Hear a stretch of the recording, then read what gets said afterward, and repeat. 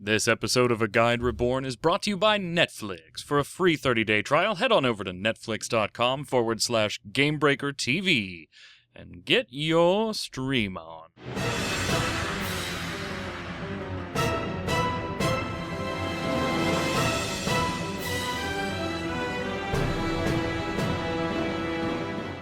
Hello, Internet, and welcome to A Guide Reborn. This is Magic Man. I'll be your host for the official guide series for xivnation.com, and today we'll be taking a look at all story mode primals. These are the four-man groups with Ifrit, Titan, and Garuda. I'm going to take you through all three from the Black Mage perspective, but I'll give you tank and healing tips along the way. Of course, all the sights and sounds in the video besides my own voice are copyright of Square Enix. For full copyright information, check the description below. Ifrit's a pretty forgiving fight that happens in your story mode at about level 20, caps at level 22 if you're using the duty finder, and you're higher than that. As far as tanking, pick Ifrit up, turn the bad boy around, don't let him see the party. He does a frontal cone fire attack, and also does a Vulcan bite circular AoE that pulses out from him, does damage to the melee. You're not going to see too much of that since I'm standing at pretty max range and I'm not going to get hit by it here. Once you've got those two things down, really the first phase here, if you want to break it up like that, again, it is very forgiving, is this AoE you just see appear on the left. It will randomly appear under a party member. Get out from under it if it's underneath you, or if you're close enough to whoever it spawned underneath, as it will burst the ground and give you a little bit of burst damage there. Healers, this one shouldn't be too hard for you. There is one moment in particular I'll point out as I move way late. Awesome. Way to go, me.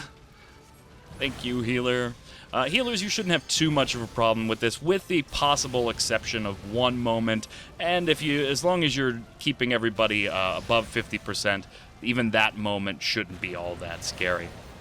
Now, we're closing in on 50% health for Ifrit, and at around 50%, we get the first real mechanic of the fight that isn't just one variation of an attack. And that's this bad boy right here. Let's pause this. See that? That is the nail. When that bad boy appears, if you are DPS, get your ass on it and burn it down. That's all you have to do. You can't screw this up unless you stay on Ifrit. Get off of Ifrit and burn this nail down. Here's the deal. We'll start this up again.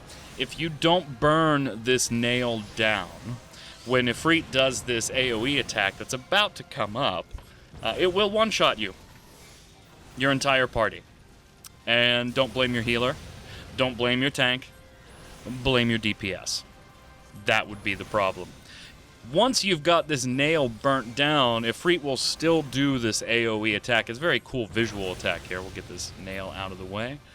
This is the moment, healers, you want to be ready for, because even though this now will not one-shot you, it is going to take your party down to about 50% health for every single member. So if you can group everybody up, great. If you're really in trouble, go ahead and use the healer limit break, but I'd rather see that one saved for damage in this particular fight, because there's nothing mitigation-wise that you're really going to have to worry about. But if you get in trouble, fine. The rest of the fight is rinse and repeat of familiar mechanics, with the exception of the attack you just saw go off. It's multiple circles that appear on the ground and explode up into the air to do damage. So get off of them. They're pattern-based, so they'll make little stars and circles and usually give you a nice area to run to pretty quickly. Again, not a hard fight, really just designed to get you used to fighting a battle that's going to have a lot of mechanics. Keep in mind, if you've played the game up until now, and you're aware of this fight already, you know the first three dungeons weren't really mechanic-based. This is kind of the first foray into that, so it's a nice learning thing. Really nothing that's going to kill you too much unless you just fail to get that nail down. Other than that, GG, Ifrit's down, story mode moves on, and pretty soon you'll be picking a grand company and getting your chocobo in no time. I'm going to let this roll so that you can watch Ifrit die, and I'll meet you over at Titan.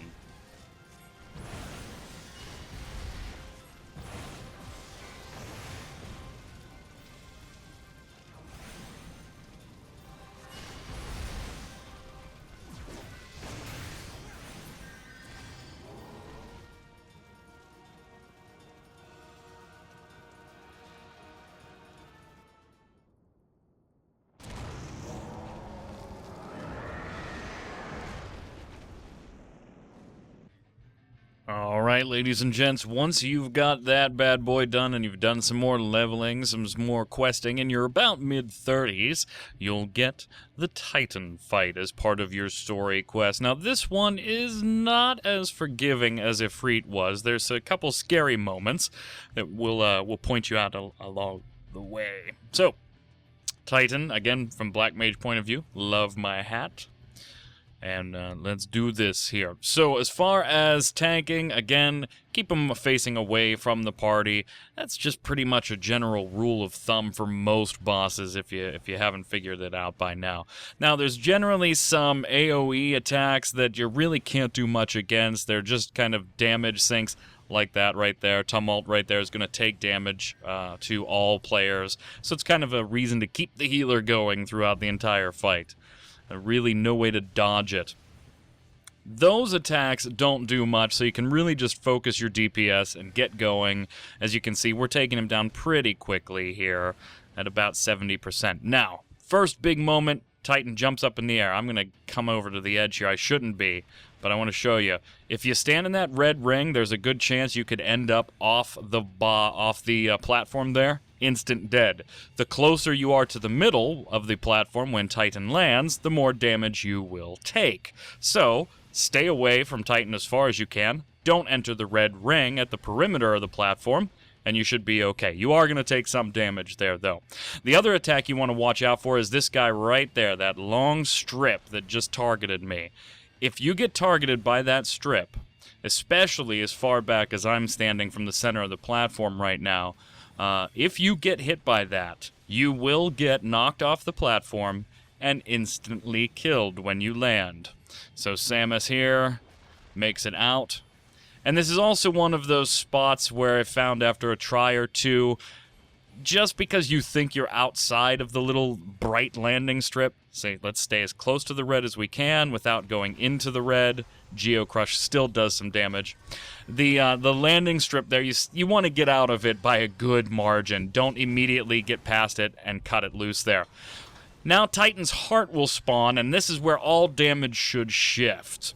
And periodically during this phase, you'll see party members will be encased in a granite jail. What you need to do is DPS that down as fast as possible, free them, that way you can get back to the fight.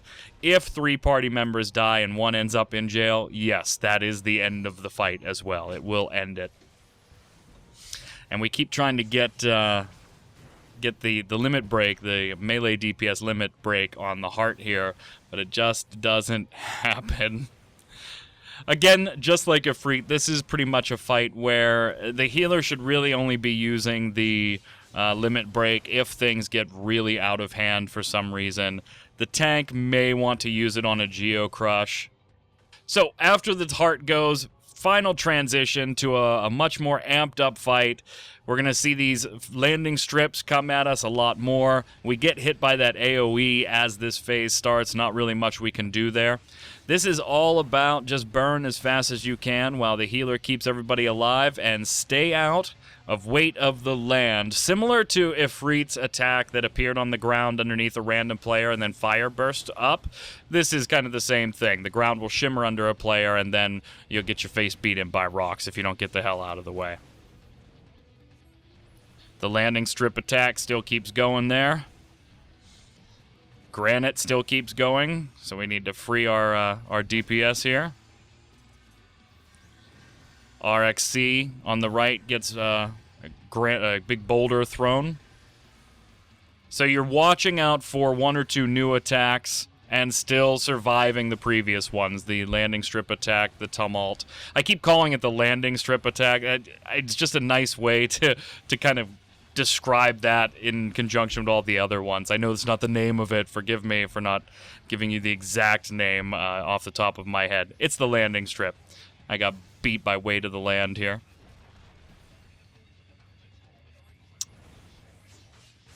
This one a little less forgiving than Ifrit, but after a try or two you should be able to get it. If you're familiar with MMOs, then it may take even less than that. So, I'm going to let you finish this one up, and then we'll wrap up this video over at Garuda.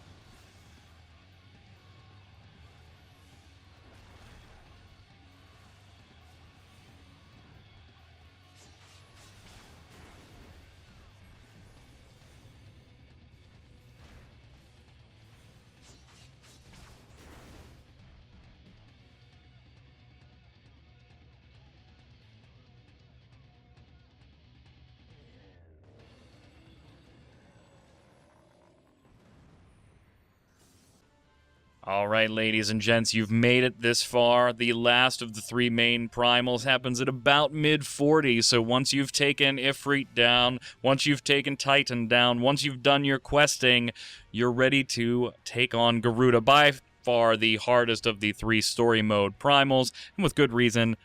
She's the one you face latest in the game. So, right off the bat, you're going to have the tank take Garuda right where she stands, try and keep her away and yourself away from the rocks in the middle. See, I've got a friction buff there, or debuff there.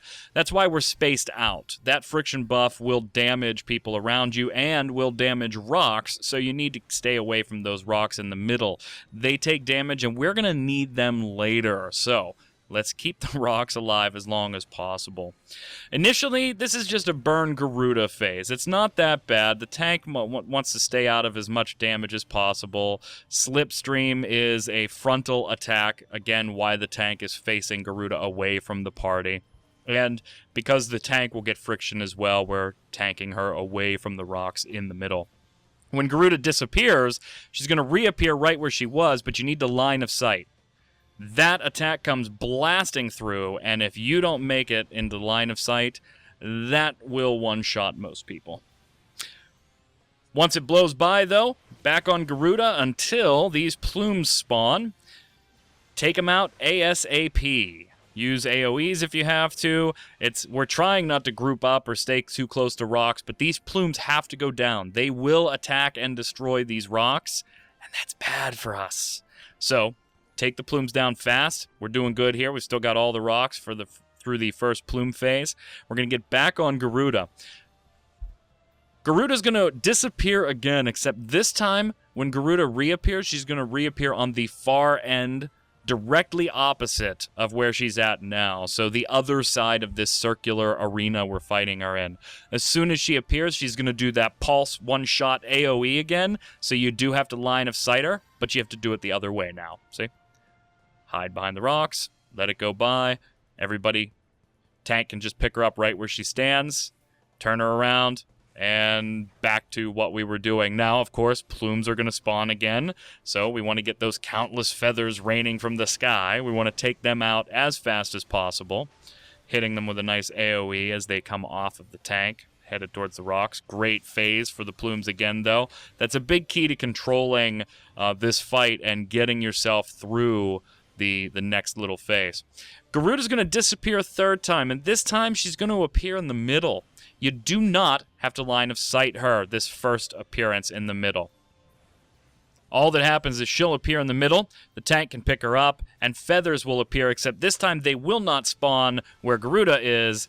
They will spawn along the perimeter of the arena. So try and group them up as much as possible like you see us doing here. We're waiting for them to get in place and then burn them down. Or you can run around and take them out one at a time. It depends on how fast they move and where they go to. We got kind of lucky there, and most of them were all pretty grouped up. Now, Garuda's going to disappear yet again and appear in the middle of the arena. And here's the oh shit moment of the fight if you've made it this far. The healer shouldn't have been under too much stress as long as people were line of sighting things the way they were supposed to and taking out feathers. Now, when you see this appearance, this attack right here, boom, that'll destroy you.